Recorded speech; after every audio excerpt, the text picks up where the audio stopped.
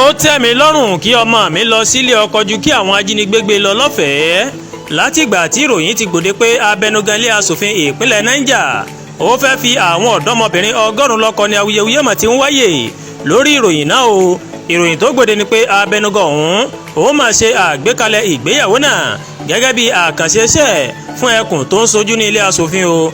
èyí jẹ́ kí mínísítà fọ́rọ̀ àwọn obìnrin ní Nàìjíríà Uju Kedi Ohaneye kó tutọ́ sókè kó sì fojú gbà á tó sì ní òun máa wọ́ abẹnugan ilé asòfin náà Abdulmalik Zakindaji lọ sí ilé ẹjọ́ o àti pé òun máa ṣe ìwádìí ọ̀rọ̀ náà finifini ní ọjọ́ ẹtì Friday ọjọ́ 24 oṣù karùn-ún yìí mà ní ọdún 2024 òun ló yẹ kí ìgbéyàwó náà kó máa wáyé o àmọ́ ìjọba ti ní kí wọ́n sì dá dúró fún ìgbà kan náà. àwọn òbí àti alágbàtọ́ àwọn ọ̀dọ́mọbìnrin náà tí wọ́n bá wọn oníròyìn sọ̀rọ̀ lórí ìdí tí wọ́n fi fẹ́ fi àwọn ọmọ wọn lọ́kọ pẹ̀lú bí ọjọ́ orí wọn bó ṣe kéré. wọ́n ní arábìnrin Azamau Shehu tó ń gbé ní ìlú Golden Boka ó jẹ́ ọ̀kan lára àwọn òbí tó fẹ́ fi ọmọ wọn lọ́kọ. ó ní òun kò mọ ọjọ́ orí òun àmọ́ ó dáhùn lójú pé ọmọ òun ó ti pé ọdún 22 tó sì ti tó ẹni tó lè lọ sílé ọkọ àti pé òun fọwọ́ sí ìgbéyàwó náà.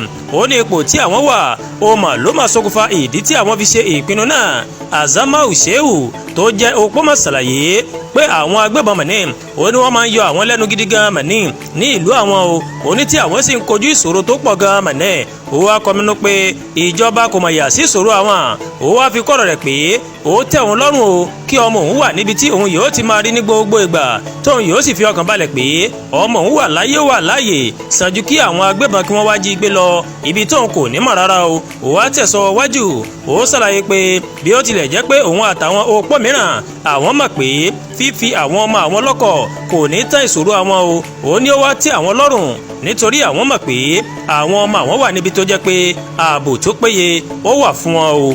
Àdúràgbà Olúwatóyìn lóníròyìn yín ẹ ṣé púpọ̀ tí à ń wo Ẹ̀yà Yorùbá TV o.